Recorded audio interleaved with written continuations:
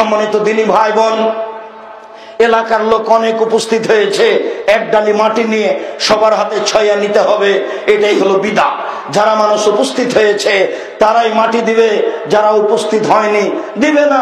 যারা উপস্থিত হয়েছে মাটি বেশি হয়ে গেছে এমনি ঘুরে যাবে, তারা ডবল নেকি পেয়ে যাবে। রাসূল সাল্লাল্লাহু আলাইহি ওয়াসাল্লাম বলেছেন জানাজায় 1 কিরাত, মাটি দেওয়া পর্যন্ত 2 কিরাত, আপনি 2 কিরাত নেকি পেয়ে যাবেন। 1 কিরাত হলো উহুদ পাহাড়ের সমান। সম্মানিত দিনী ভাই বোন, এরপরে মাটি দিয়ে চলে যাবেন, দোয়া পড়ে আল্লাহুম্মা গফির লাহু ওয়া সাব্বিতহু, সুন্নাত। এখন আপনি সবাই মিলে হাত তুলে দোয়া করবেন, এটা হলো বিদআত। আপনি এখানে খেজুর ডাল পুঁতে দিবেন, এটা হলো বিদআত।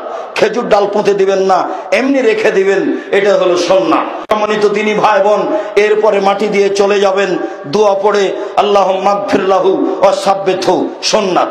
এখন আপনি সবাই মিলে হাত তুলে দোয়া করবেন, এটা হলো বিদআত।